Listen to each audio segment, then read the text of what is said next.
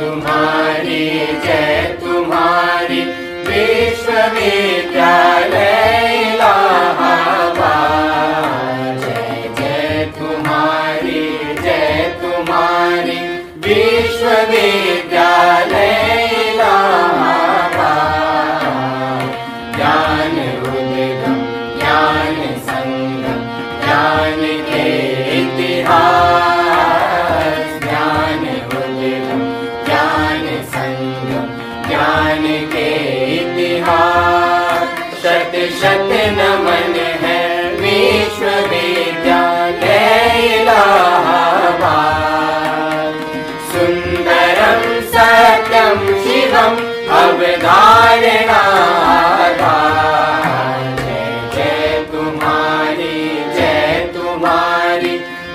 विश्वविद्यालय इलाहाबाद। जय तुम्हारी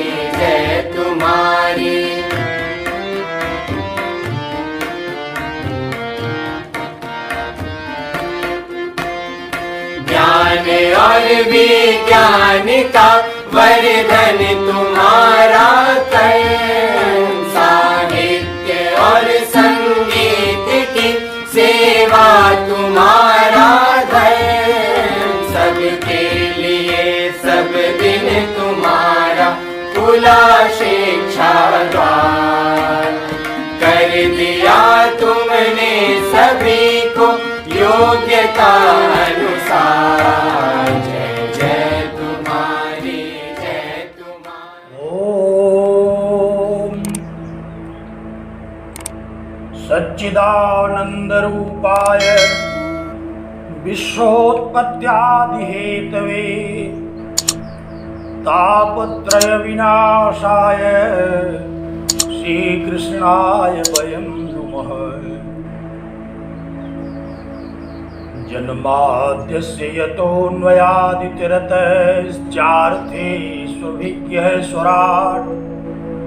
तेने ब्रह्महृदायादिकवये मुह्यन्ति यत्सूरयः। तेजो वारिमृदां यथा विनिमयो यत्र त्रिसर्गो मृषा। धाम्ना स्वेन सदा निरस्तकुहकं सत्यं परं धीमहि। सत्यं परं धीमहि। यं प्रव्रजन्तमनुपेतमपेतकृत्यं द्वैपायनो विरह कातरया जुहाव। पुत्रेति तन्मयतया तरो विनेदुः तं सर्वभूतहृदयं मुनिमानतोऽस्मि।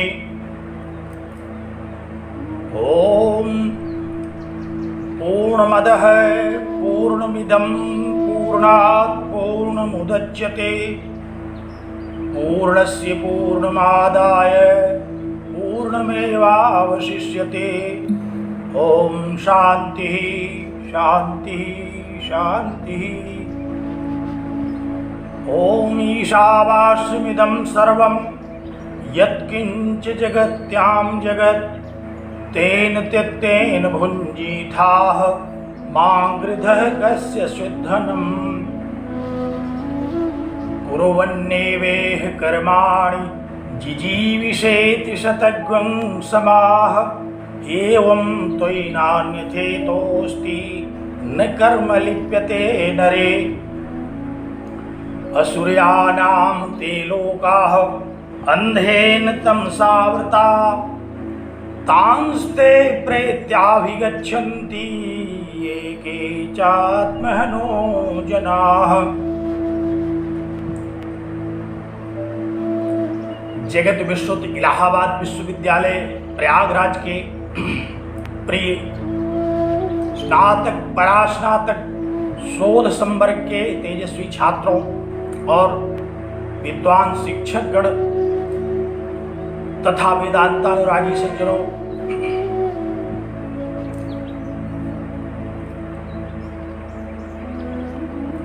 प्रस्थान त्रयी में श्रुति प्रस्थान के अंतर्गत ईशावास्योपनिषद के तृतीय मंत्र पर हम लोग विचार कर रहे हैं। त्रिविध दुखों को नष्ट करने वाला यह महनीय शास्त्र हम सब लोगों का, आप लोगों का मंगल करे, इस शुभकामना के साथ मैं आप सभी लोगों को नमन करता हूं और नित्य शुद्ध बुद्ध मुक्त सत्य स्वभाव परमपिता परमेश्वर से यह प्रार्थना करता हूं कि हम लोगों का चित्त एकाग्र हो, बुद्धि कुशाग्र हो और यह महनीय शास्त्र हम लोगों को हृदयंगम हो और तेजस्वी हो। स्मरण कीजिए, तृतीय मंत्र पर हम लोग चर्चा कर रहे हैं विगत दिनों से और चर्चा करते हुए एक विशेष पद पर, जो तृतीय मंत्र का एक परम मुख्य पद है, उस पर चर्चा कर रहे हैं। क्या है वह पद? आप लोगों को स्मरण ही होगा। ये के चात्महनो जनाः ते असुरयानाम ये लोकाः अंधेन तमसावृताः ये लोकाः तान् प्रेत्य अभिगच्छन्ति। जो आत्महन लोग हैं, जो आत्महनन करने वाले लोग हैं, वे आसुरी लोगों को प्राप्त होते हैं। मृत्यु के उपरांत जब उनका यह स्थूल शरीर छूट जाता है तो फिर उनकी गति कहां होती है? उनकी गति उन पुण्य लोकों की ओर नहीं होती जहां कर्मयोगियों की होती है। उनकी गति उन लोकों की ओर नहीं होती जहां ज्ञानियों की होती है, भक्तों की होती है, आत्म तत्व का विचार करने वाले आत्म तत्व ज्ञानियों की होती है। अपितु वे कहां जाते हैं? उनकी गति, उनका गमन किधर होता है? कहा कि ये अंधेन तमसावृताः असुरयानाम लोकाः, अंधा कर देने वाले, कुछ न सूझने वाले, मूढ़ बना देने वाले जो आसुरी लोग हैं, उनकी प्रवृत्ति, उनकी गति उधर हो जाती है।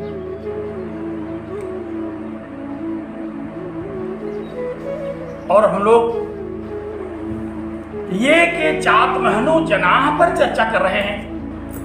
आरंभ में ही यह प्रसंग आया था कि आत्मा तो अजर अमर है, नित्य है, अजन्मा है, कोई उसको मार नहीं सकता।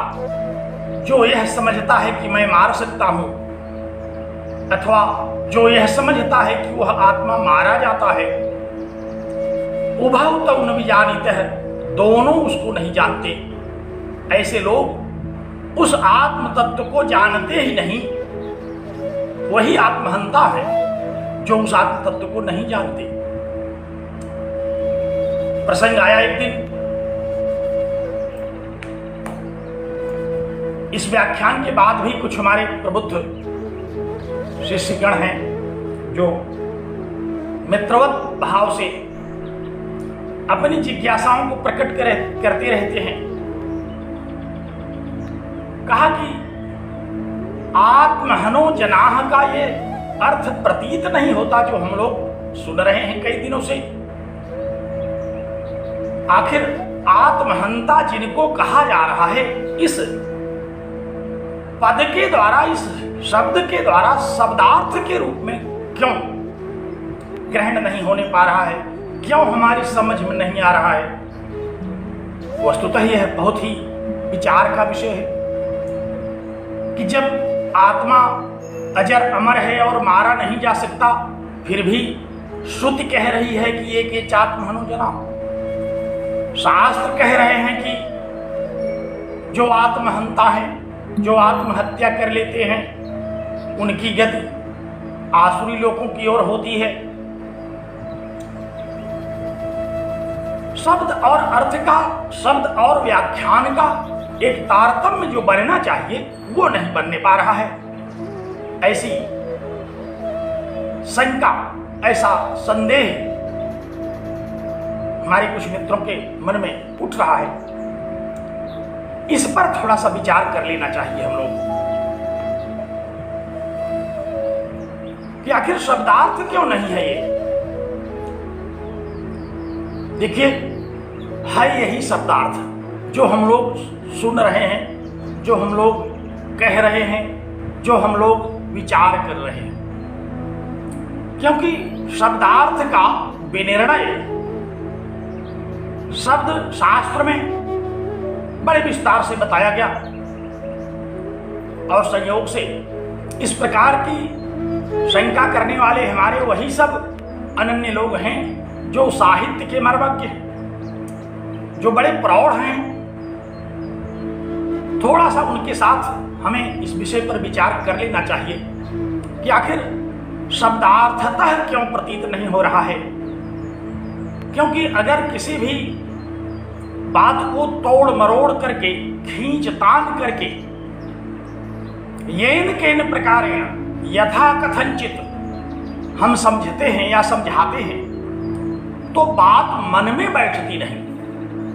और जब तक बात मन में नहीं बैठती तब तक वह सहज ही श्रद्धास्पद नहीं होती, सहज ही विश्वास करने योग्य नहीं होती। इसलिए थोड़ी सी चर्चा इस पर जरूर कर लेनी चाहिए और वो चर्चा आप लोगों के साथ तो करना और आवश्यक है। क्योंकि जो आशंका हमसे आप व्यक्त कर रहे हैं, यही आशंका आपके सामने उत्पन्न भी हुई है और भविष्य में जब आप कहीं इस बात को कहेंगे तो भी इस शंका का समाधान उपस्थित करना होगा। वैसे तो शंकाएं अनंत हैं, बहुत सारे ऐसे भी शंकाराम हैं जिनकी शंकाओं का समाधान भी नहीं है, क्योंकि उनका चित्त शंकाओं में ही एकाग्र होता है। ऐसे लोगों के लिए तो कोई बिरंच के समान गुरु मिले तो वही समझाएगा। संयोग से हम लोगों से उस कोटि का तो कोई नहीं है, ऐसा प्रतीत होता है मुझे। तो क्या तात्पर्य है इस आत्महन शब्द का? हम चर्चा ये कर रहे थे कि शब्दार्थ विनिर्णय कैसे होता है। आप लोग जानते हैं शब्द की शक्तियां तीन तरह से आचार्यों ने शब्दार्थ निर्णय करना, शब्द के अर्थ को हृदयंगम करना, तीन प्रकार से समझाया। कौन कौन वे प्रकार हैं? स्नातक कक्षाओं से ही हम लोग उस पर चर्चा करना शुरू कर देते हैं। शब्द की शक्तियां अभिधा, लक्षणा और व्यंजना। हम लोग जानते हैं कि अभिधा का क्या तात्पर्य है। अभिधा माने वाच्यार्थ, शब्दार्थ, जो तात्पर्य शब्दों का शब्द कोशों में लिखा हुआ है, शब्दार्थ के रूप में, पर्यायवाची के रूप में जिन शब्दों को हम लोग सुनते, कहते हैं और समझते हैं, वे सब तो अभिधा हैं, अभिहित हो जाते हैं, कहते ही समझ में आ जाते हैं। क्योंकि शब्द आपने कहा, अर्थ सामने उपस्थित हो गया, नियम पूर्वक अर्थ उपस्थित हो जाता है। वहां तो इस प्रकार की कठिनाई समझने में नहीं आती। समझने, शास्त्र को समझने में इस प्रकार की कठिनाई अभिधा से जहां जहां अर्थबोध हो जाता है वहां नहीं होती। और प्रायः हम लोग देखते हैं शास्त्रों में, जैसे व्याकरण शास्त्र हुआ, दर्शन शास्त्र हुआ, यहां अभिधा से ही हम लोग विशेष निर्णय कर लेते हैं। लेकिन अनेक ऐसे स्थल आते हैं यहां भी जहां की हमें दूसरी शक्ति पर भी आश्रय लेना पड़ता है। दूसरी शक्ति क्या है? लक्षणा। देखिए, अभिधा का क्या लक्षण है, लक्षणा का क्या लक्षण है, कितने प्रकार की लक्षणा होती है, इन सब विषयों पर मैं नहीं जाऊंगा, क्योंकि सब आप लोग जानते हैं। जो नहीं जानते वो पढ़ लेंगे। इस प्रकरण में, इस प्रसंग में उधर जाना विषयांतर ही होगा। लेकिन लक्षणा है क्या? अब लक्षणा के रूप में हम लोग जब पढ़ते हैं शास्त्रों में, तो जो शास्त्र ग्रंथ हैं हमारे, आकर ग्रंथ हैं जो इन पदों का लक्षण बताते हैं, इनकी परिभाषा करते हैं, इनके विषय में विशेष विवेचन करते हैं, उनका ये कहना है कि मुख्यार्थ बाधे, मुख्यार्थ की जब बाधा हो जाए। अब ये बाधा क्या है? कैसी बाधा है? क्या मुख्यार्थ हम कह न पा रहे? क्या मुख्यार्थ है ही नहीं? है, मुख्यार्थ भी है, मुख्यार्थ हम कह भी पा रहे हैं, लेकिन उस मुख्यार्थ के साथ अर्थ की संगति नहीं बैठ रही है। बाधा इतनी ही है। मुख्यार्थ भी है, जैसे हम लोग बड़ा प्रचलित पद है लक्षणा का, गंगायाम घोष है। अब यहां मुख्यार्थ है गंगा का भी और घोष का भी, लेकिन शास्त्र कह रहा है कि नहीं, ये जो मुख्यार्थ है ये बाधित हो रहा है। तो बाधित होने का तात्पर्य क्या हुआ? बाधित होने का तात्पर्य ये हुआ कि यथार्थ रूप से अर्थ की संगति नहीं बैठ रही है, तार्किक रूप से अर्थ की संगति नहीं बैठ रही है, और व्यावहारिक रूप से भी अर्थ की संगति नहीं बैठ रही है। क्योंकि गंगा में बस्ती का होना, गंगा में घर का होना, ये कठिन है, अविश्वसनीय है। गंगा एक प्रवाहमयी जलधारा है, उसमें कोई स्थिर बस्ती या स्थिर घर इत्यादि नहीं हो सकता। तो यहां वाच्यार्थ बाधित हो रहा है। वाच्यार्थ से तात्पर्य क्या? शब्दार्थ से, जो यथार्थतः हमको व्यवहार में देखने में आता है, कहते ही जो सुन करके हम समझते हैं, वो बाधित हो रहा है। लेकिन अगर वो बाधित हो रहा है तो कहते हैं कि ययान्योर्थः प्रतीयते, जिसके द्वारा फिर अन्य अर्थ प्रतीत हो। तो अन्य अर्थ जब प्रतीत होने लगेगा तो इस शब्द का अन्य अर्थ तो हम समझने के लिए बैठे नहीं, हम तो इसी शब्द का अर्थ बैठने के लिए, समझने के लिए बैठे हैं, जो इसका अर्थ है गंगायाम घोष का, जिस जो हमें अभीष्ट है, जो अभीप्सित है। हम अन्य अर्थ क्यों समझें? हमको यही अर्थ समझना है जो मुख्यार्थ की तरह ही मुख्य हो।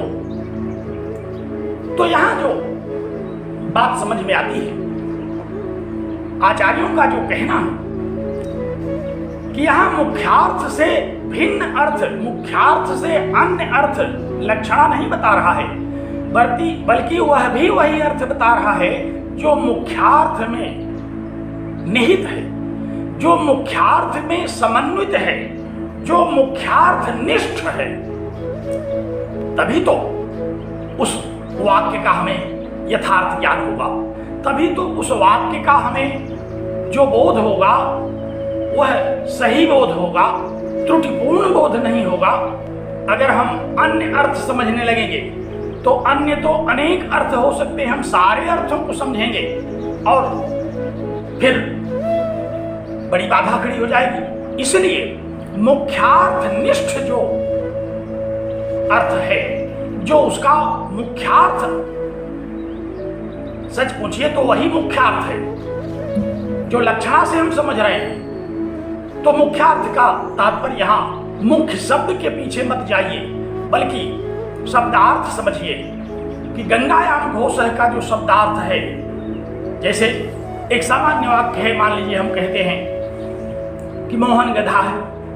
अब मोहन गधा हो नहीं सकता, क्योंकि गधा गधे की तरह होता है, उसका शरीर गधे की तरह होता है। गधा का एक अपना लक्षण है, उसकी अपनी विशेषता है, उसका अपना महत्व है, वह एक दूसरा विषय है। और मोहन नाम का जो मनुष्य है वह एक दूसरा व्यक्ति है, वो मनुष्य रूप में है, उसकी अन्य विशेषताएं हैं। फिर क्या हम पागल हैं जो कहते हैं कि मोहन गधा है?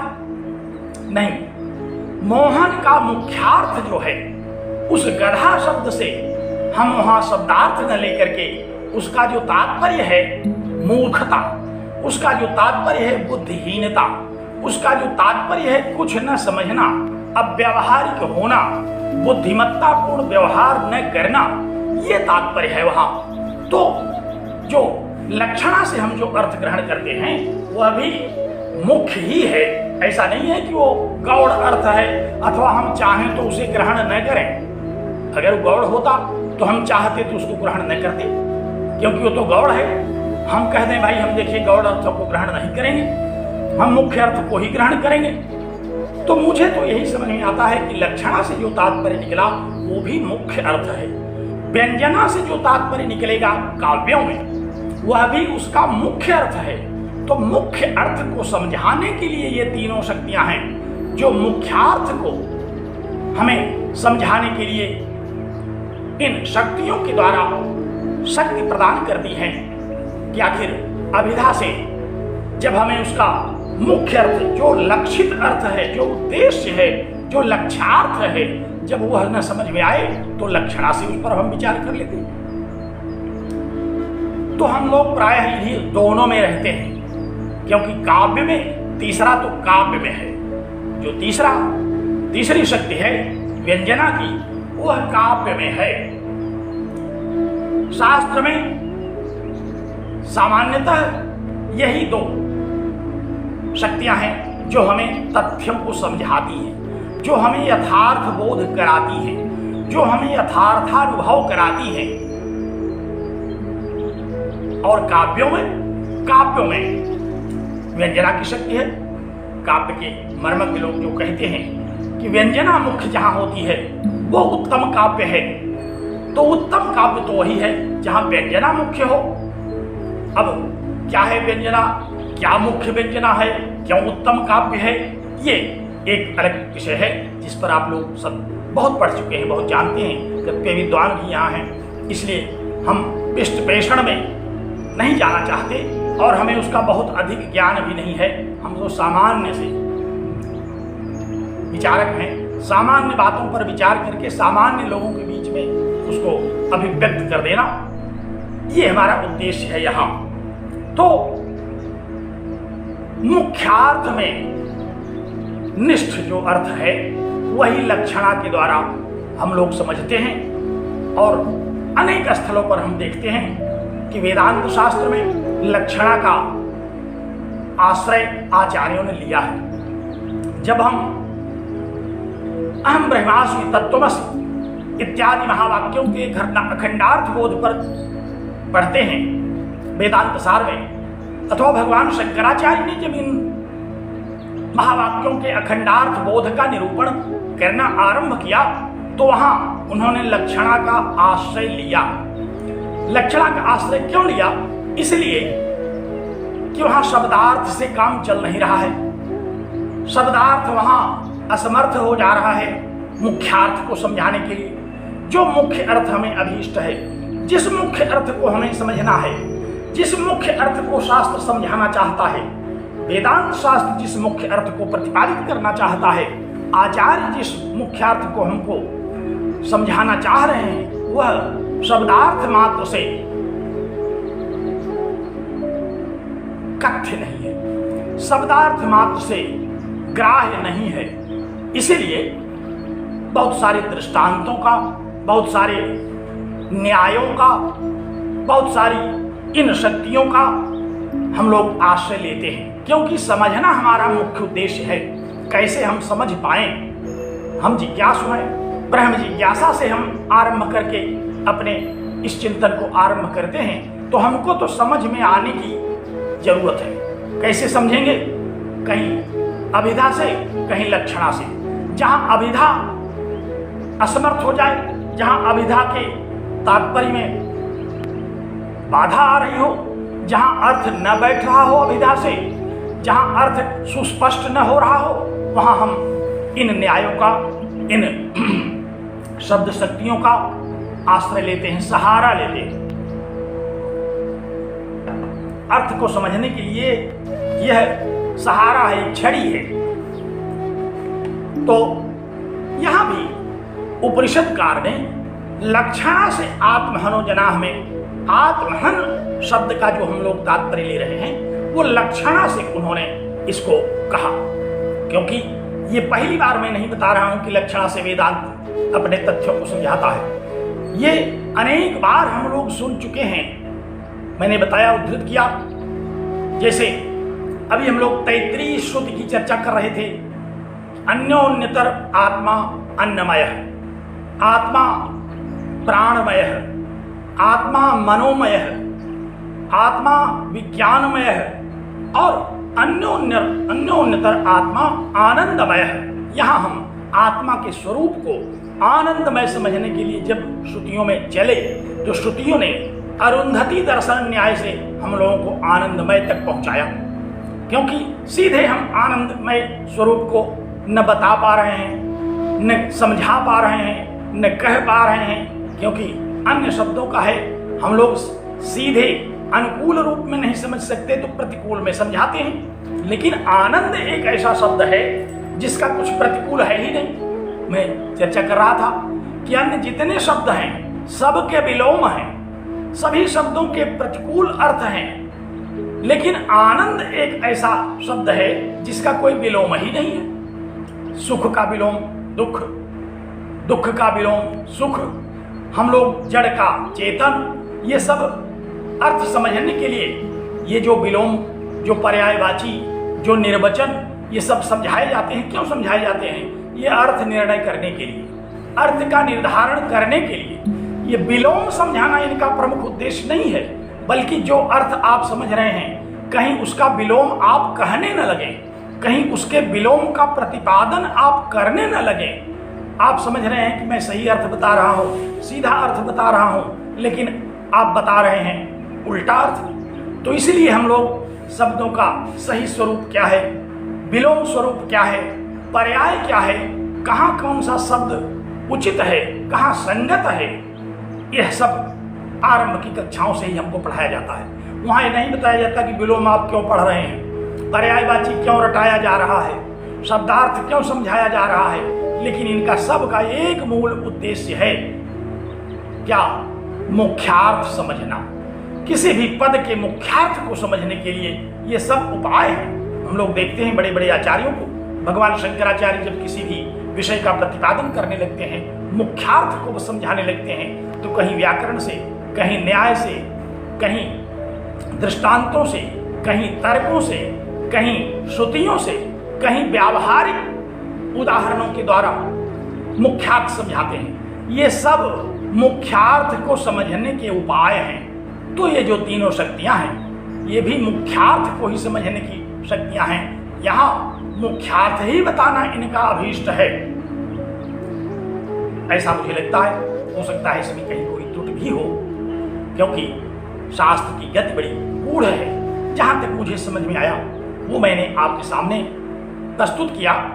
तो यहां जो हम लोगों ने देखा, आत्महन शब्द का अर्थ, जो आत्महन शब्द के तात्पर्य को हम लोगों ने समझना शुरू किया, वह लक्षणा से समझ रहे हैं। न तो वह अभिधा है, न ही वह व्यंजना है, बल्कि लक्षणा से हम आत्महंता कौन है यह बात समझ रहे हैं। क्योंकि आत्मा को ही नहीं समझ पाए जब, तो आत्महन का अर्थ कैसे समझेंगे? हम तो आत्मा का अर्थ भी अभी नहीं समझ पाए। आत्मा के अर्थ का भी हम लोगों ने मुख्यार्थ अभी नहीं समझा। उसका जो तात्पर्यार्थ है उसको नहीं सुना, केवल शब्दार्थ में रह गए हैं। आत्मा के स्वरूपों के, विविध स्वरूपों के चर्चा में ही अभी हम भटक रहे हैं। तो जब आत्मा की यथार्थ अनुभूति ही नहीं हमको हुई तो आत्महंता के विषय में हम यथार्थ क्या बताएंगे, यथार्थ क्या समझेंगे। इसलिए ये शास्त्र, ये उपनिषद शास्त्र, ये वेदांत शास्त्र और इस ईशावास्य उपनिषद की यह श्रुति आत्मा के चिंतन के लिए सन्नद्ध करने हेतु जो आत्म जिज्ञासु हैं, जो आत्म चिंतन करने के प्रति सन्नद्ध हैं, जिनका लक्ष्य है आत्मा का चिंतन करना, उनको बता रहे हैं। अब ये आत्महन कौन है, इसका लक्षणा के द्वारा यहां विवेचन किया गया, क्योंकि अभिधा के द्वारा नहीं किया जा सकता। अजो नित्य है, शाश्वतोयं पुराण के रहते न हन्यते हन्यमानी शरीरे के रहते, इसका अभिधा से अर्थ समझ पाना बहुत ही असंभव है, बहुत दुरूह है। इसलिए यहाँ आचार्य ने क्या उपाय किया, मुख्यार्थ को समझाने के लिए, मुख्यार्थ को समझाने के लिए इन्होंने आत्मा के प्रति हमारी अभिरुचि को प्रबल करने के लिए, बलवती करने के लिए इन्होंने लक्षणा का आश्रय लिया।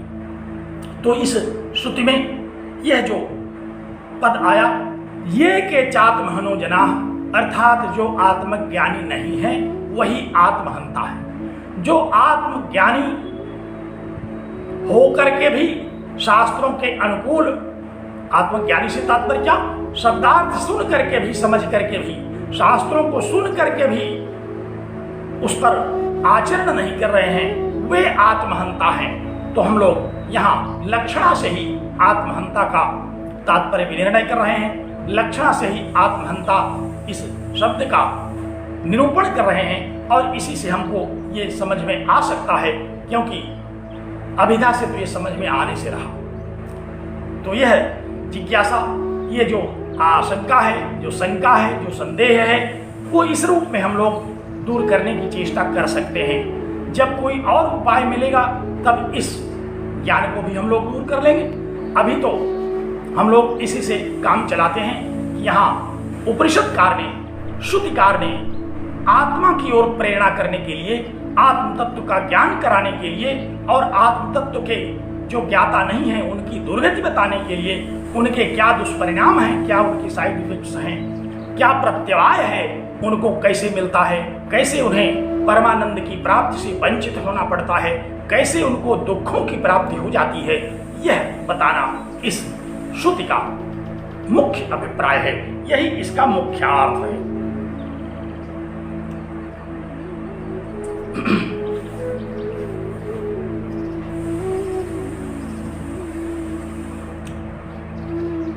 मुझे विश्वास है इस अभिमत से सहमत होना चाहिए, क्योंकि ये अभिमत हमने आचार्यों से ग्रहण किया, टीकाकारों से, प्रवचनकारों से, भाष्यकारों से ग्रहण किया। ये हमने अपने मन से नहीं बताया। हाँ, हमारा भी मन इसको मानने का कहता है, लेकिन भगवान भाष्यकार ने जब इसका शब्दार्थ बताया था, मैंने एक दिन उनकी भाष्य को उद्धृत किया था, तो वहां भी आत्महन का तात्पर्य उन्होंने क्या बताया था, अविद्वांसो अबुधाः।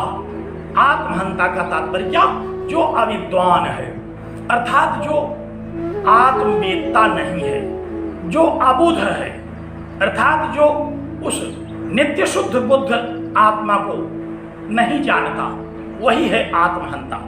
और इसी आत्महंता का हम स्वरूप समझने की चेष्टा कर रहे थे हम लोग। इसी में थोड़ा और आगे बढ़ा जाए। देखिए, आत्मा के स्वरूप पर जब हम लोगों ने विचार आरंभ किया तो बहुत सारी श्रुतियों को सुना, जैसे सत्यम ज्ञानम अनंतम ब्रह्म, ब्रह्म सत्य स्वरूप है, ज्ञान स्वरूप है और अनंत स्वरूप है। इसीलिए श्रुतियों का कहना है कि सत्यम वद, सत्य बोलो, सत्य समझो, क्योंकि यही परमात्मा का स्वरूप है, यही आत्मा का स्वरूप है। नहीं सत्यात् परो धर्म, सत्य से बढ़कर के कोई दूसरा धर्म नहीं है। बहुत सारी ऐसी उक्तियां हैं जो कि हम लोगों को प्राप्त होती हैं आपातः शास्त्रों में, जैसे सत्यम ब्रूयात्, प्रियम ब्रूयात्, न ब्रूयात् सत्यम अप्रियम। अब अगर हम सत्य स्वरूप परमात्मा में निष्ठा रखते हैं, अगर सत्य स्वरूप परमात्मा के यथार्थ अनुभव को करना चाहते हैं तो हमें साधना करनी पड़ेगी। और साधना किसकी? सत्य की, उस सनातन सत्य की जो परमात्मा का स्वरूप कहा गया श्रुतियों में, शास्त्रों में, और उसी को कहा गया कि सत्यम ब्रूयात्, प्रियम ब्रूयात्। इसीलिए सत्य बोलना चाहिए। अब है तो बड़ा जटिल विषय, बहुत कठिन काम है। कहना शास्त्रों का तो यह है, उपदेश हम लोग बहुत सुनते हैं, सदा सच बोलो। अब सदा सच बोलो का अगर आपने अभिधा से अर्थ लिया तो फिर गड़बड़ाएगा, क्योंकि सदा सच बोलना यह संभव नहीं है। आप 6 घंटा सोएंगे, उस बीच में आप कुछ न बोलेंगे तो सदा सच कैसे बोल सकते हैं? 24 घंटे में 6 घंटे तो पूरा निकल गया। जो 7 घंटे सोने वाले हैं, 8 घंटे सोने वाले हैं, उनका तो और भी कम हो गया। इसलिए सदा सच बोलना, अब इसका अगर आप अभिधा से अर्थ लेने लगे तो बड़ा कठिन है ये। और भी तमाम कार्य हम लोग करते हैं नित्य क्रियाओं में, दैनिक क्रियाओं में, जहां चुप रहते हैं, जहां हम बोलते ही नहीं, तो सदा सच कैसे बोलेंगे? जाहिर सी बात है कि यहां लक्षणा का आश्रय लेना पड़ेगा कि जब हम बोलें तो सच बोलें, जब हम कुछ कहें तो सत्य का आश्रय लेकर के वाक्य कहें। सत्यम ब्रूयात्, सत्य को बोलना चाहिए, क्योंकि यही आत्मा का स्वरूप है, क्योंकि यही परमात्मा का स्वरूप है, क्योंकि यही पर ब्रह्म स्वरूप है सत्य, और कठिन भी नहीं है। हम चाहें तो सदा सत्य बोल सकते हैं। लेकिन अब शास्त्रों का ये कहना है कि सदा सत्य बोलने में आपको यदा कदा बड़ी कठिनाई होगी। जैसे अभी एक व्यावहारिक कठिनाई हमने बताया कि सदा सत्य तो बोल ही नहीं सकते। जितना संभव है, जितनी देर हम बोलेंगे उतनी ही देर हम बोल सकते हैं। अभिधा से यहाँ इसका तात्पर्य ग्रहण नहीं कर पाएंगे, लक्षणा से यहाँ ग्रहण करेंगे इसके तात्पर्य को। तो सत्य बोलना चाहिए। एक श्लोक हम लोग प्रायः सुनते हैं, पढ़ते हैं, सत्यम ब्रूयात् प्रियम ब्रूयात्, न ब्रूयात् सत्यम अप्रियम, प्रियम च नानृतम ब्रूयात्, एष धर्मः सनातनः, एष धर्मः सनातनः, एषः सनातनः धर्मः। यही सनातन धर्म है, यही सनातन आत्मा का धर्म है, यही सनातन आत्मा का स्वरूप है। इसलिए सत्य बोलो। सत्य बोलने का उपदेश क्यों दिया गया? इसलिए कि सत्य बोलेंगे आप तो परमात्मा का उच्चारण करेंगे, सत्य स्वरूप उस परमात्मा का आप उच्चारण करते रहेंगे। और जब हम उच्चारण करेंगे तो सुनेंगे भी, श्रवण भी करेंगे, मनन भी करेंगे, और आत्म साक्षात्कार में भी हमको साधना हमारी अग्रसर होगी। इसलिए सत्यम ब्रूयात्। लेकिन अब व्यावहारिक रूप से कई बार सत्य बोलने में बड़ी कठिनाइयों का सामना करना पड़ सकता है। इसलिए अब फिर से शास्त्रकार कह रहे हैं कि प्रियम ब्रूयात्, ऐसा सत्य बोलो जो प्रिय हो। प्रिय कहा, ऐसा क्यों? प्रिय क्यों बोले? अगर प्रिय न हो तो कहा नहीं। परमात्मा का जो स्वरूप है वो आनंद स्वरूप है, और आनंद भला किसको प्रिय नहीं? सब लोग आनंद को ही प्राप्त करने के लिए प्रयास कर रहे हैं। और रसो वैसा है, वो परमानंद जो है वो तो परम रस है। उसी रस की प्राप्ति करने के लिए तो सारा वेदांत चल रहा है। हम लोग आनंदमय अधिकरण में आनंदमय स्वरूप परमात्मा के विषय में विस्तार से चर्चा करते रहते हैं कि वह रसो वैसा है, वही रस है। अन्य जो रस हैं उनसे तो मन भर जाता है, उनसे तो तबीयत उब जाती है। लगातार नमकीन रस खाते रहिए तो ये हुआ कुछ मीठा खा लो, लगातार मीठा खाएंगे कहे हुआ कुछ नमकीन मन कर लो। लेकिन एक आनंद रस ऐसा है जिस आनंद रस में मन बदलने का भी मन नहीं कहेगा। तो चूंकि आनंद स्वरूप वह परमात्मा है और आनंद किसको प्रिय नहीं है, तो इसलिए प्रिय बोलो, ऐसा सत्य बोलो जो प्रिय हो। क्योंकि प्रिय भी आनंद स्वरूप होना भी परमात्मा का ही स्वरूप है। जब परमात्मा की साधना के लिए हम सत्य बोल रहे हैं तो परमात्मा के स्वरूप को ध्यान में रखिए। न ब्रूयात सत्यम अप्रियम, अप्रिय सत्य को मत बोलिए, क्योंकि अप्रिय सत्य बोलने का शास्त्र उपदेश नहीं कर रहा है। शास्त्र अप्रिय सत्य को बोलने की अनुमति नहीं दे रहा है, इसलिए आपको अप्रिय सत्य बोलने की आवश्यकता नहीं है। कई बार ऐसी कठिनाई आ जाती है कि अगर हम अप्रिय सत्य न बोलें तो फिर सत्य ही नहीं बोल पाएंगे, तब तो हम सत्य बोलने से ही वंचित होंगे। लेकिन ऐसा नहीं है। शास्त्र फिर कह रहा है प्रियम च नानृतम ब्रूयात। ध्यान रखो इस बात का, सावधान रहो कि सत्य कहीं प्रिय बोलने के चक्कर में छूट न जाए। कहीं प्रिय को आप ज्यादा महत्व देने लगे तो सत्य न छूट जाए।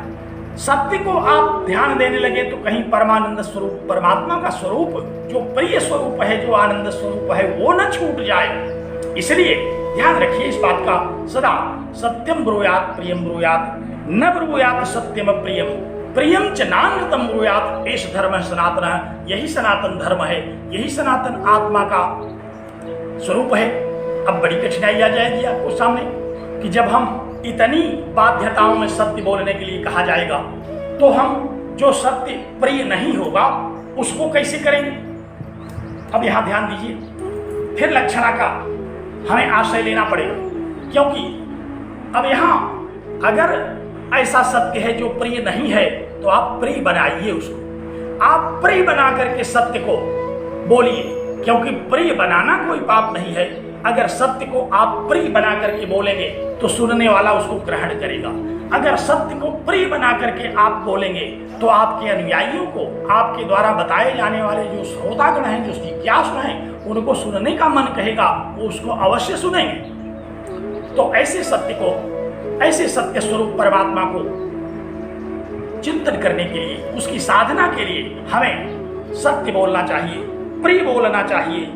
अप्रिय सत्य कभी नहीं बोलना चाहिए, क्योंकि परमात्मा जो सत्य स्वरूप है उसका स्वरूप अप्रिय नहीं है, वह हमें प्रिय है। हम उसको प्राप्त करना चाहते हैं, उसको प्राप्त करना ही परम श्रेय है। उस परम श्रेय की प्राप्ति के लिए सारे वेदांत प्रवृत्त होते हैं, तो भला वो अप्रिय कैसे हो सकता है? वो अप्रिय तो हो ही नहीं सकता। इसलिए न ब्रूयात सत्यम अप्रियम। ध्यान रखिए, ऐसा कहीं अप्रिय सत्य बोलने की स्थिति बने तो समझिए कि अब आप आत्म हनन करने जा रहे हैं, परमात्मा हनन करने जा रहे हैं। इसलिए मिथ्या भी नहीं बोलना है, क्योंकि मिथ्या, असत्य ये परमात्मा के स्वरूप नहीं है, ये जगत के स्वरूप हैं, ये दुखों के रूप हैं, ये विनाशशाली हैं, उत्पत्ति विनाशशाली हैं। इसलिए कहा कि एष धर्म सनातन, सनातन धर्म, जो सनातन धर्म है, जो सनातन परमात्मा का स्वरूप है। हम लोग भगवद गीता में देखते हैं अव्यक्तोयम चिंत्योयम अविकार्योयम उच्यते। वहां भी आत्मा के स्वरूप को क्या कहा गया? सनातन। वहां भी सनातन कहा गया। क्यों?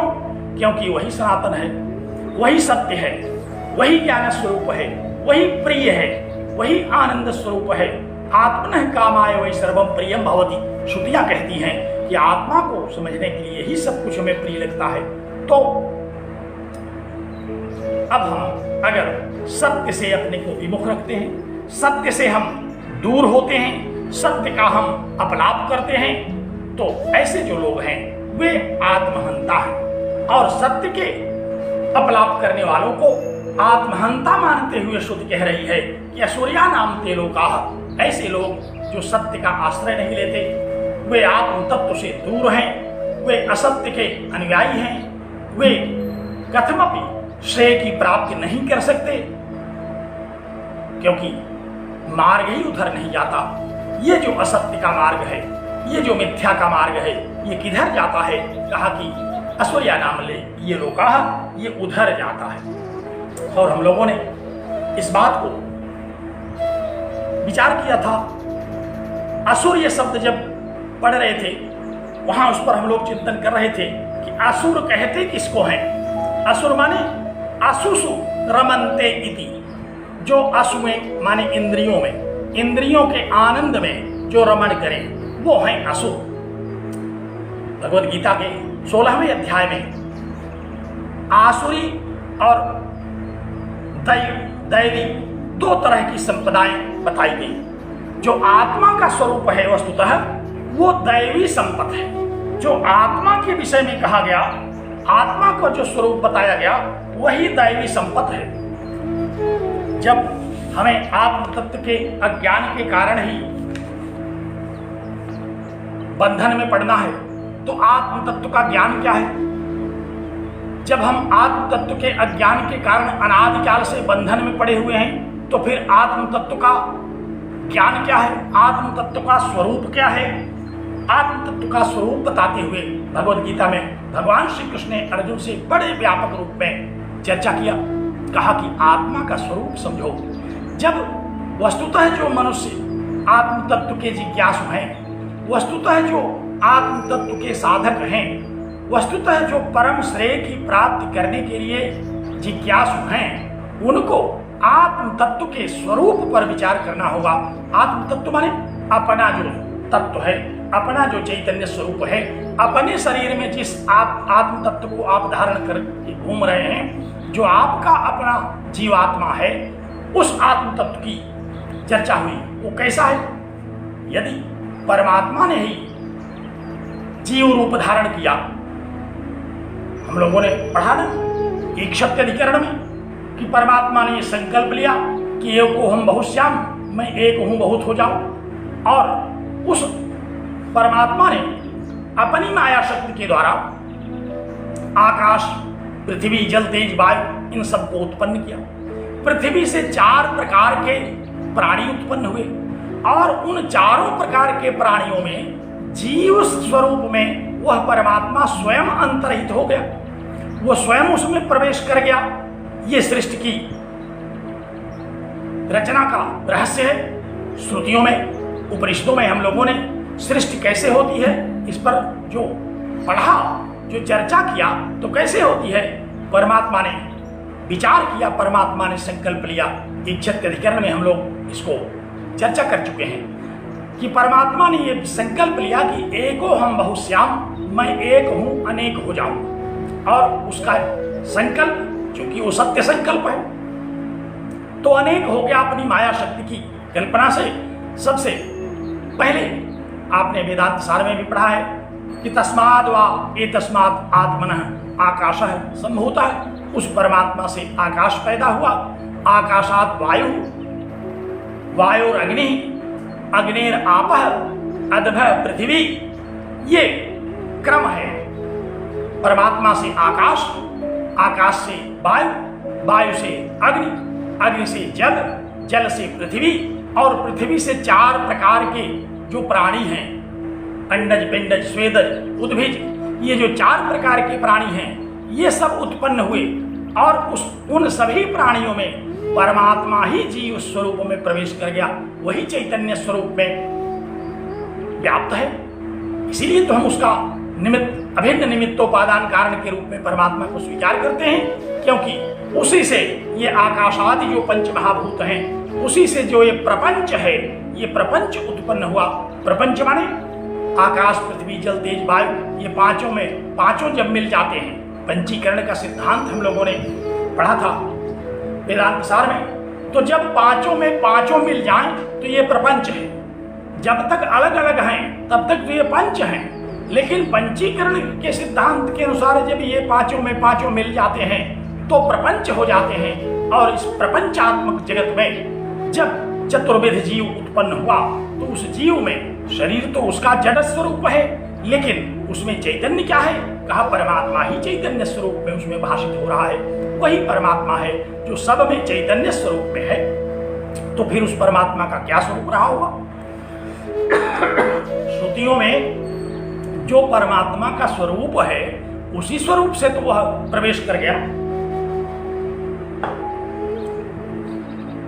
तो भगवान श्री कृष्ण ने कहा कि परमात्मा ने ही जीवों में,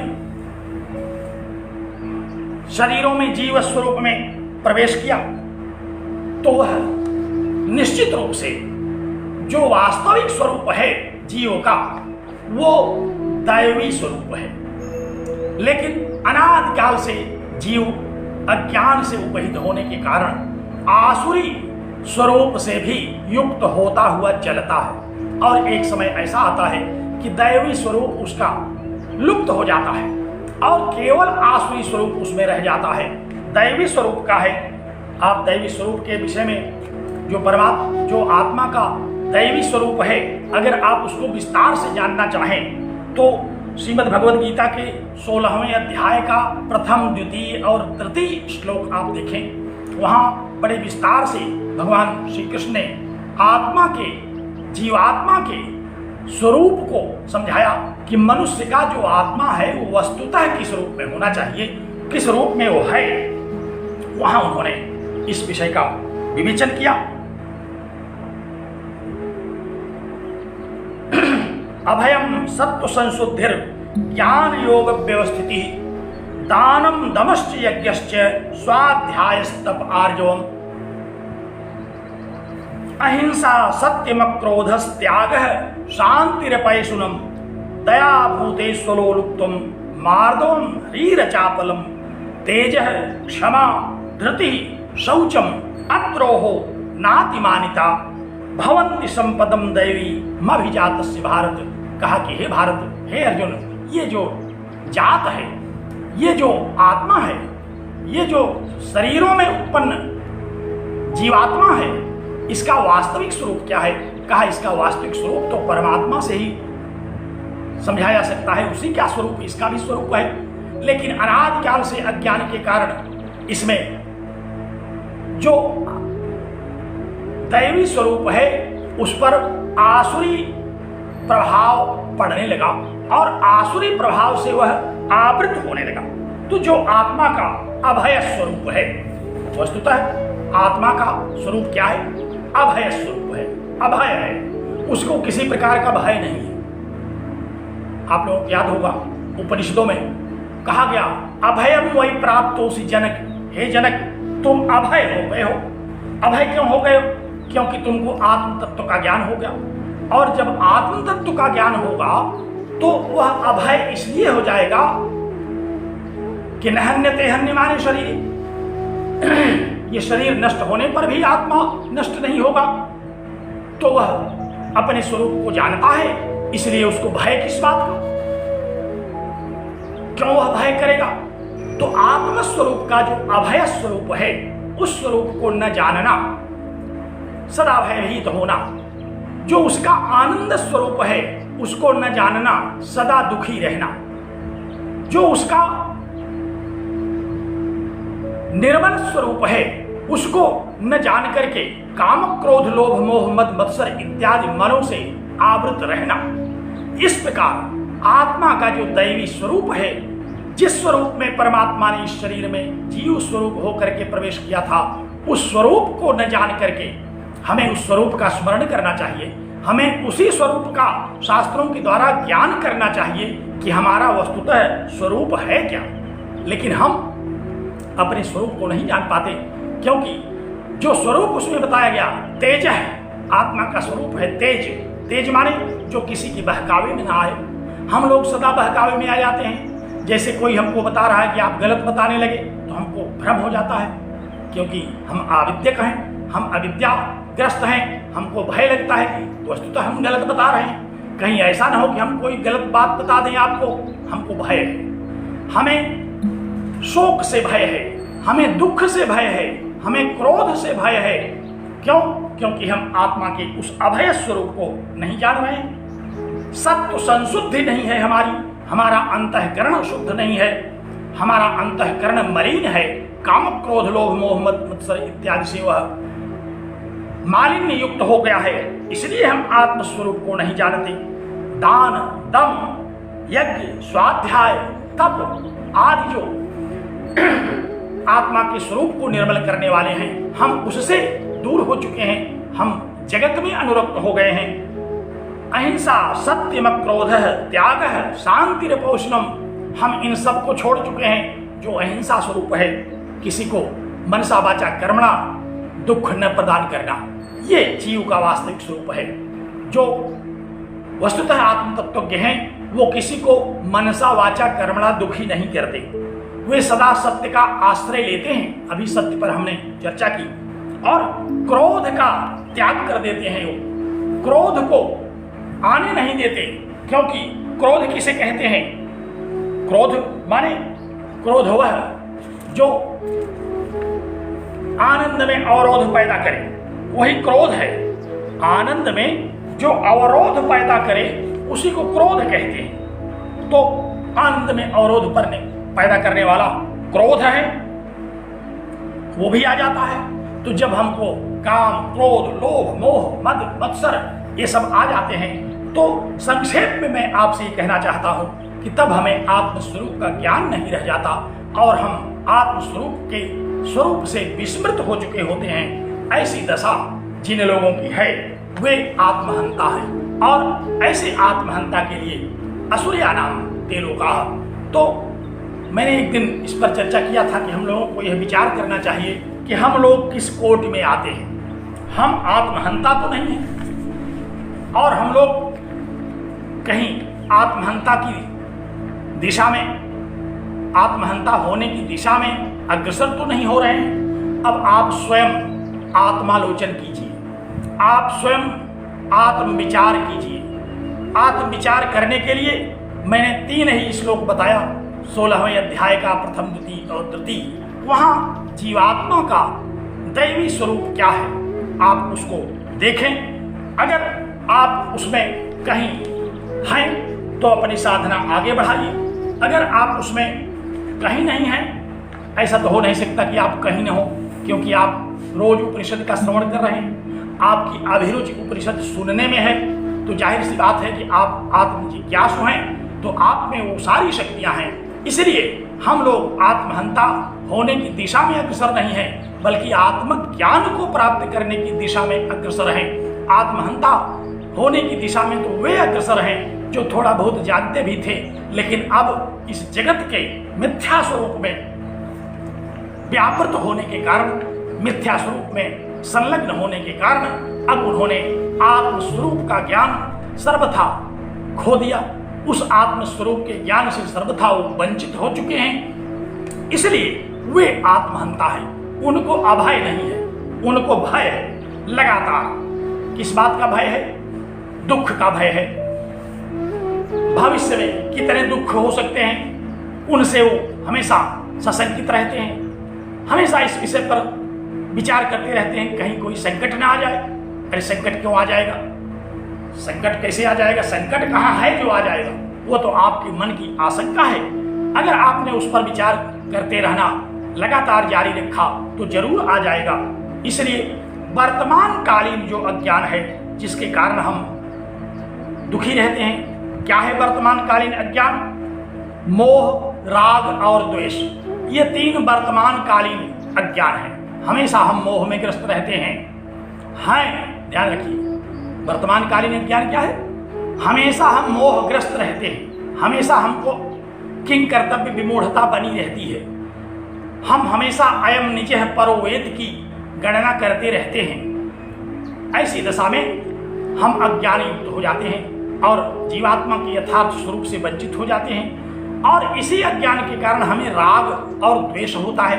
हम जिसको चाहते हैं उसके प्रति हमारे मन में राग, और जिसको नहीं चाहते उसके प्रति हमारे मन में द्वेष होता है, जिसके कारण हम सतत वर्तमान में दुखों की प्राप्ति करते रहते हैं।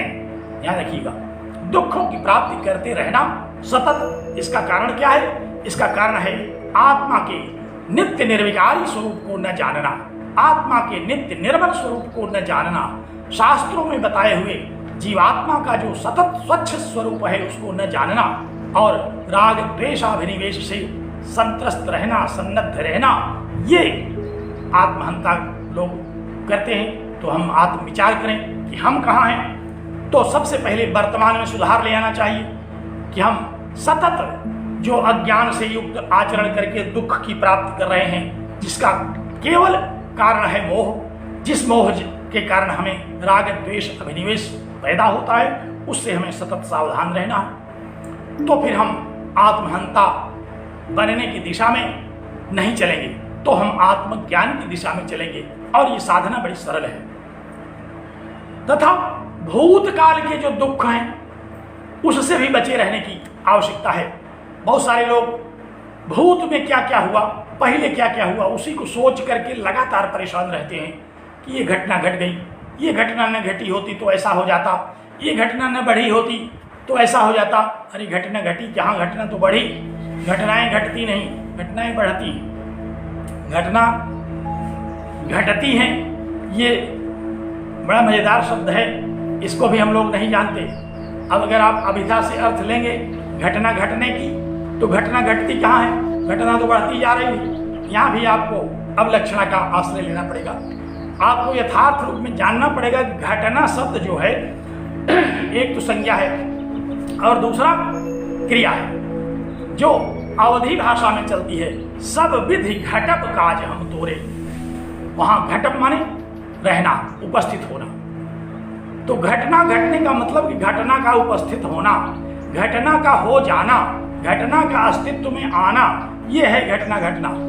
दो बार घटना घटना शब्द हुआ, घटना घट गई, घटना घट क्या गई, घटना हो गई, घटना ने स्थान ग्रहण कर लिया। तो भूतकाल में जितनी घटनाओं ने स्थान ग्रहण किया, उन घटनाओं को अपने मन में रख करके सतत विचार करते रहना और जीव के निर्बल स्वरूप को न जानना, ये अज्ञान है और ये आत्महंता का लक्षण है। ऐसे जो लोग हैं वे आत्महंता हैं और वे फिर आत्मचिंतन में बड़ी बाधा प्राप्त करेंगे। और भूतकाल की जो इस प्रकार की आशंकाएं हैं उसी को शोक कहा, भगवद गीता में उसी को शोक कहा कि नाम शोचंति पंडिताः, जो ज्ञानी जन है वो शोक नहीं करते, क्योंकि वो जानते हैं कि भूतकाल में जब घटना घट गई तो अब उस पर हमारा कोई बस तो है नहीं। कोई इतिहासकार मिलेगा तो कहेगा नहीं नहीं उसको सोचिए जिससे दोबारा न घटे। अरे बुद्धिमानों को स्वतः इस बात का ज्ञान होता है कि वो सावधान रहते हैं, वो जागृत रहते हैं, वो जागरूक रहते हैं। उस इतिहास को सोच सोच करके कब तक घटना से बचेंगे? वे सतत सावधान रहते हैं। सत्य स्वरूप में आचरण करने वाले को उस मिथ्या विचार की आवश्यकता नहीं पड़ती। तो जो भूतकालीन दुख है, जो शोक की संज्ञा प्राप्त कर चुका है, जो वर्तमानकालीन दुख है, जो कि मोह के कारण हमको प्राप्त होता रहता है, और जो भविष्यकालीन दुख है, जो संभावित दुख है, जो भय के कारण होते हैं। ये जो संभावित दुख हैं वो क्यों होते हैं? भय के कारण। कोई मार डालेगा, इस बात का भय। कोई हमारी संपदा छीन लेगा, इस बात का भय। कोई हमको हानि पहुंचा देगा, इस बात का भय, लगातार भय। और जबकि आत्मा का क्या स्वरूप है? श्रुतियां कह रही हैं कि हे जनक तुम अभय हो जाओ। कई बार हम लोग देखते हैं लोगों को अकेले में बड़ा डर लगता है। कुछ लोग तो ऐसे हैं कि उनको अगर आप 7 दरवाजे में बंद करके कह दीजिए आप यहीं अकेले पड़े रहिए, बड़े सुरक्षित हैं, तो कहते हैं कि हमको अकेले में डर लगता है। अरे पूछिए उनसे कि अकेले में किससे डर लगता है आपको? अगर कोई वहां होता तो उससे डरने की बात होती। अगर कोई आने पाता वहां तो आप डरते। आने की संभावना नहीं है, लेकिन आपको डर अकेले में लग रहा है, तो अकेले में किससे डर लग रहा है? अज्ञानात् वै भयं भवति, अज्ञान से डर लग रहा है, कल्पना से डर लग रहा है, उनको आशंका से डर लग रहा है।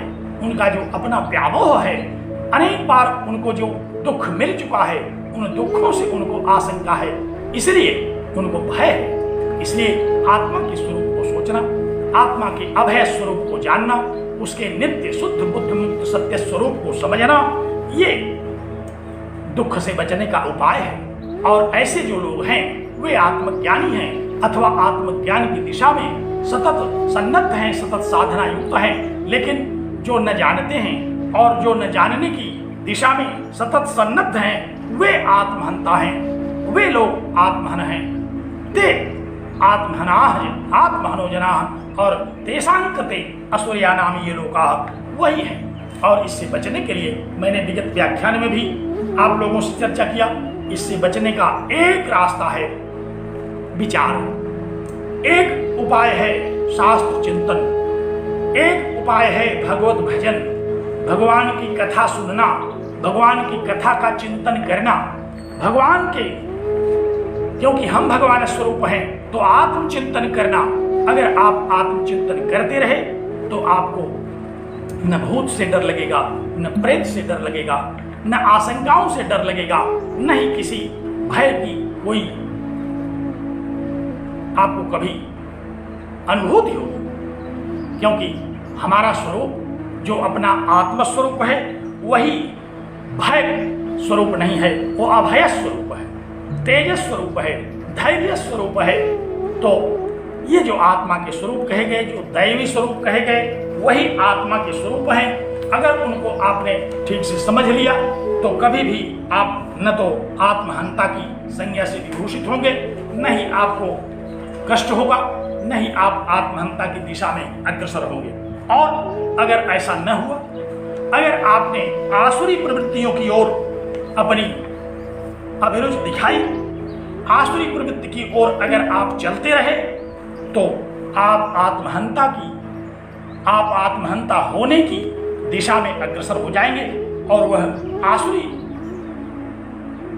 भावना क्या है, वह आसुरी संपदा क्या है, जिससे प्रायः ढेर सारी उसमें से हैं जिनसे हम लोग युक्त हैं। जानते रहना चाहिए, क्योंकि अगर आप उनको जानेंगे नहीं तो फिर आपको उससे बचने की साधना में बड़ी असुविधा होगी। इसको बताने के लिए जब अर्जुन ने भगवान से पूछा कि बताइए कैसे इससे सुरक्षित रहा जाए, तो उन्होंने गीता के 16वें अध्याय का जो चौथा श्लोक था उसको बताया। उन्होंने दंभो दर्पोभिमानश्च क्रोधः पारुष्यमेव च अज्ञानम चाभिजातस्य पार्थ संपदमासुरी।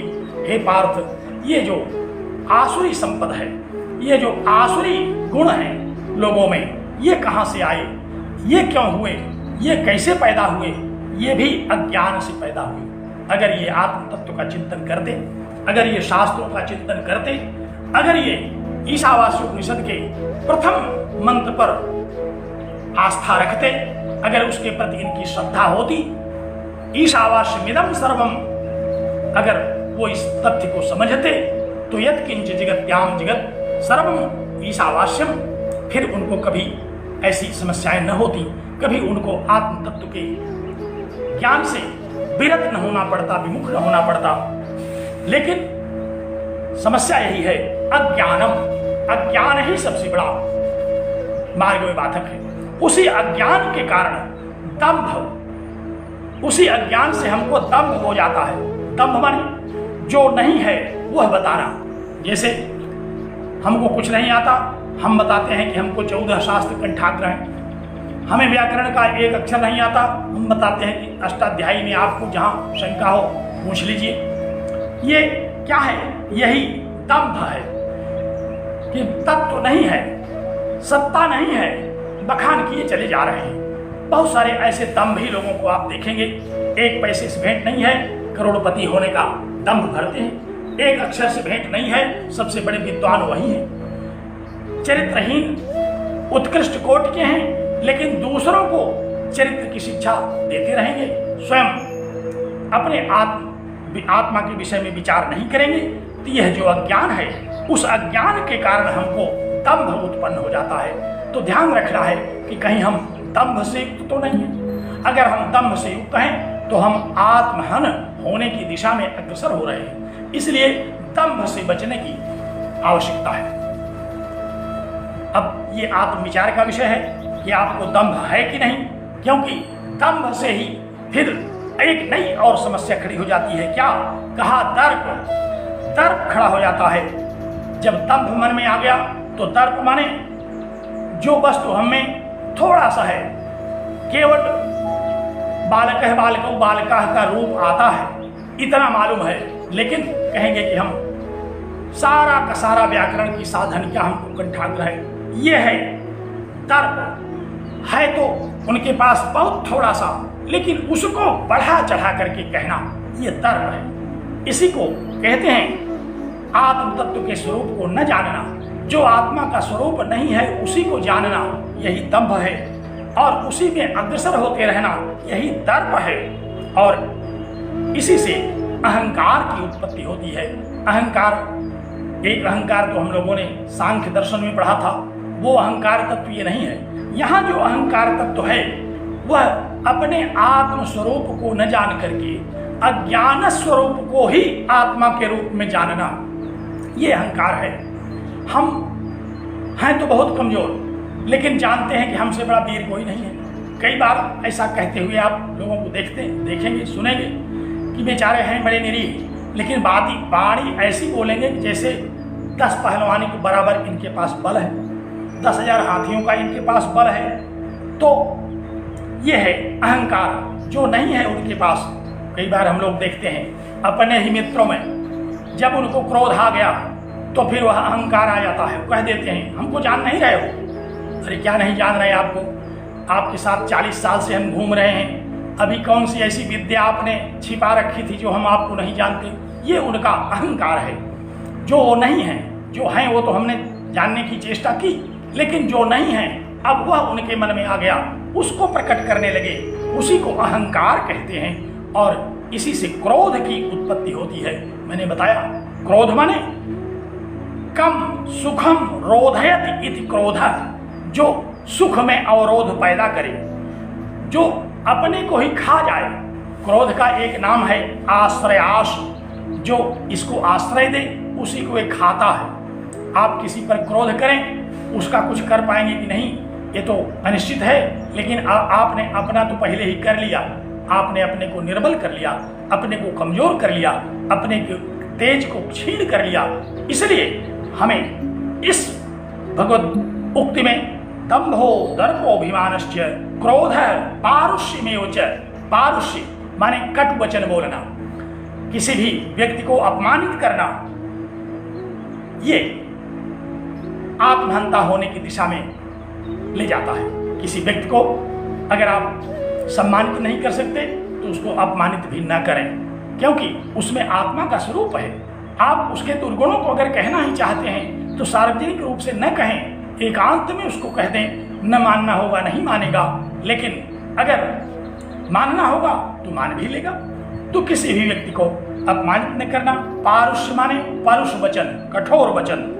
जो हम कठोर वचन करके किसी को अपमानित करते हैं, किसी को दुख देते हैं, यह भी हमें आत्मस्वरूप के अज्ञान के कारण ऐसा होता है। तो भगवान श्री कृष्ण ने अर्जुन से कहा कि ये जो आसुरी स्वरूप आ जाता है लोगों में, ये जो राक्षसी स्वरूप आ जाता है, ये जो आत्मज्ञानियों के विरुद्ध अज्ञानियों में जो यह विचार आ जाते हैं, ये जो आचरण आ जाते हैं, ऐसे आचरण से युक्त लोग वही हैं आत्महंता, वही हैं आत्महनन करने वाले। उन्हीं के लिए यह श्रुति आत्महनो जनाः इस शब्द का प्रयोग करती है, और उन्हीं के लिए यह श्रुति उपदेश करती है। इस श्रुति का उपदेश केवल उन्हीं के लिए है जो कि आत्मस्वरूप को नहीं जानते, क्योंकि पहले के जो 2 मंत्र हैं उसमें आत्मस्वरूप को जानने के उपाय कहे गए। अगर आत्मस्वरूप को हम उन उपायों से जानते हैं तो हमें आत्महंता होने की कथम भी संभावना नहीं है। लेकिन अगर हम उन 2 मंत्रों में कथित जो उपदेश है, जो संदेश है ईशावास्योपनिषद का, उससे हम अगर विमुख हैं, उससे अगर हम दूर हैं, तो हम आत्महंता हैं और हमारे लिए वो ये सारे लोग हैं। तो हमें आसुरी संपत्ति और दैवी संपत्ति क्या है, यही आत्महंता का लक्षण है। आसुरी संपत्ति से युक्त होना, और दैवी संपत्ति का लक्षण है आत्मज्ञान की दिशा में साधना करने वालों की, उनका लक्षण है ये। तो गीता के इन दो प्रसंगों पर अगर हम ध्यान रखें तो हम आत्महंता होने से बच सकते हैं और हमें परमात्मा की कृपा की प्राप्ति होगी, ईश्वर की कृपा हमको मिलेगी और हम आत्म ज्ञान की दिशा में अग्रसर होंगे, श्रेय की प्राप्ति करेंगे, परम श्रेय की प्राप्ति हमको होगी, निःश्रेयस की प्राप्ति होगी। और प्रथम द्वितीय मंत्र में बताए गए जो संदेश हैं, जो उपदेश हैं, उनमें हमारी अभिरुचि होगी, विवेक होगा और इस विवेक ज्ञान से हम सतत अनादिकाल से फंसे हुए इस जगत से मुक्ति पा सकते हैं, हम इससे मोक्ष की प्राप्ति कर सकते हैं। तो एक दो बातें और हैं जो कि इस श्लोक में, इस मंत्र में पाठांतर मिलता है। कहीं कहीं असूर्या नाम ते लोकाः है, ये पाठांतर है, लेकिन तात्पर्य की दृष्टि से इनका अर्थ भिन्न नहीं है, इनका अर्थ पृथक नहीं है। असूर्या नाम, वहां सूर्य का अभाव बताया तो तात्पर्य तो वही हुआ, अंधकार से युक्त होना, अंधेन तमसावृता। लेकिन ये पाठांतर नहीं है, बल्कि ये मुझे लगता है कि ये त्रुटि है। ढेर सारे आचार्यों ने भी कहा कि ये त्रुटि है, और अगर पाठांतर भी हो तो अर्थ की दृष्टि से कोई समस्या नहीं है। दूसरा, कहीं कहीं असुरिया नाम ते लोकाः के स्थान पर अनंदा नाम ते लोकाः आ जाता है। अनंदा नाम ते लोकाः अंधेन तमसावृता, तो ये भी वही है।